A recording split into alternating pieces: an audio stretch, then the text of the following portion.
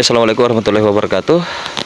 Salam petani milenial, salam vlog Nusantara. Teman-teman, ini bibit yang kemarin datang ya. Yang kemarin datang itu, jadi ini hari kedua karantina. Nah,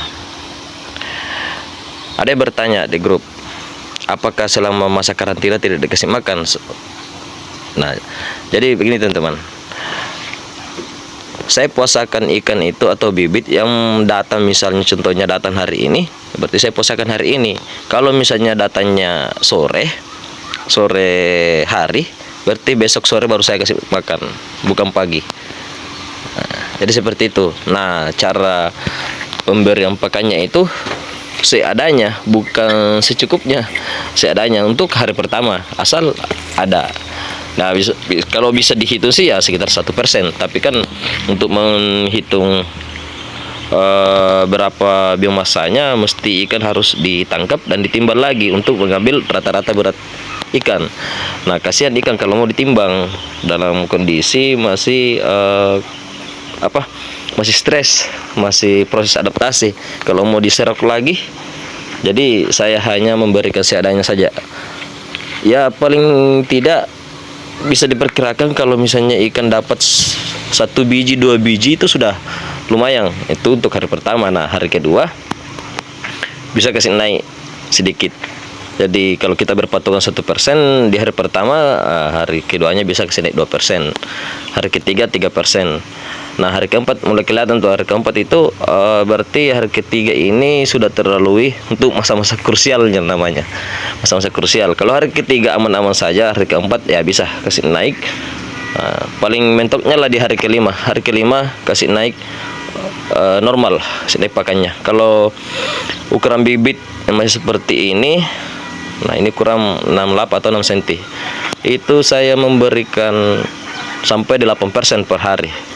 Nanti tinggal dibagi berapa kali kasih makan. Kalau masih bibit ya. Itu kalau sudah lolos karantina. Jadi jangan langsung memberikan pakan sebanyak-banyaknya, enggak seperti itu. Karena kemudian saya batasi makannya itu di selama 5 hari itu, karena saya menjaga airnya jangan sampai kotor. Karena kalau kotor ya berarti saya harus membuang air dan mengganti air baru. Setelah itu masuk ke aplikasi pertama.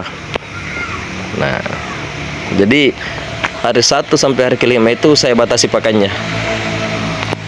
Saya batasi. Jadi jangan terlalu over. Yang penting ikan makan saja. Penting ada sedikit-sedikit. Nanti hari kelima lolos karantina setelah masuk ke sistem bioflok. Kalau misalnya airnya, nah ini airnya masih jernih. Hari kelima ini jadi 3 hari ke depan berarti kalau mau airnya tidak terlalu kotor, berarti saya tinggal tambah air yang baru masuk, air baru. Saya tidak perlu membuang air yang lama. Nah, tapi kalau over pemberian pakan di masa karantina itu air juga cepat kotor. Nah, itu akan mau tidak mau buang air yang kotor itu, kemudian tambah air baru karantina. Baru aplikasi. Seperti itu. Jadi itu salah satu tujuan saya kenapa saya menghemat pemberian pakan di masa-masa karantina. Selain daripada untuk menjaga kesehatan ikan, ya saya menjaga kualitas airnya biar tidak terlalu over.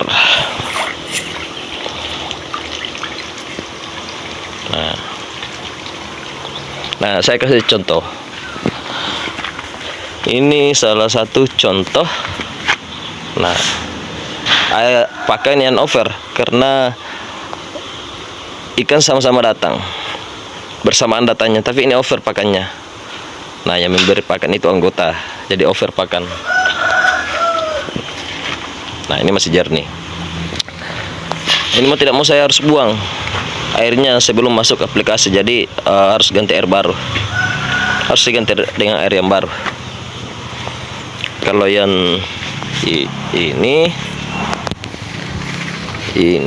dan ini selama aman saja, jadi tinggal tambah langsung kucurkan dengan air yang baru, tidak perlu harus dibuang.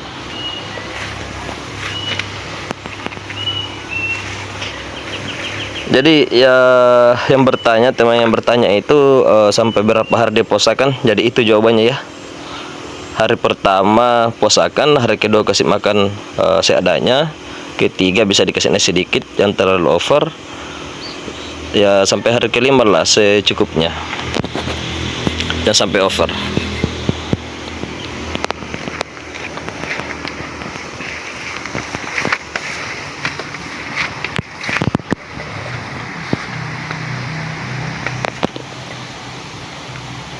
Jadi ini insya Allah 3 hari ke depan kita aplikasi pertama.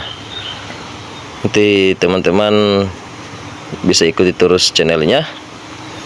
Jadi hal yang kita lakukan itu untuk aplikasi pertama, kita tambahkan air sampai kurang lebih 80 cm ketinggiannya, sehingga mencapai 10 kubik volume air per kolamnya. Kemudian kita naikkan putaran mesin, kita naikkan dayanya sampai ya ini mungkin sekitar 30 AZ ya untuk 4 kolam. Sekarang kita pakai 13 AZ untuk menghemat listrik karena ikan juga masih kecil.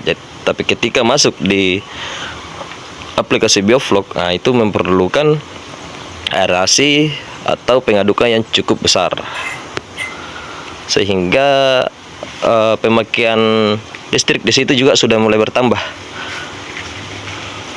Nah, tapi karena saya pakai supercharge, jadi dayanya bisa disesuaikan. Kalau misalnya bibit masih kecil, masih pas karantina, ya kita pakai daya-daya kecil saja dulu. Yang penting ikan mampu atau oksigen mampu menyuplai ikan-ikan yang ada di kolam. Jadi ini masih kelihatan kecil aerasinya ya, masih kelihatan sangat kecil, tapi lumayan kok. Ikan juga masih toleransi karena airnya kan masih bersih, airnya masih bening, belum banyak amoniak, sehingga ikan tidak perlu tidak susah dengan oksigen.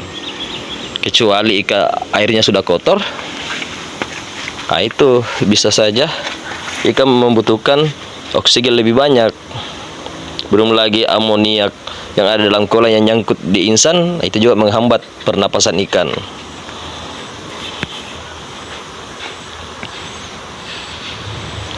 Oke ya teman-teman sekalian, silakan diikuti terus channelnya. Jadi ini hanya video-video singkat yang kita buat karena ada beberapa yang bertanya sampai hari keberapa diposakan. Ya itu tadi jawabannya. Silakan yang mau bertanya di kolom komentar dan ikuti terus channelnya, bantu channel berkembang.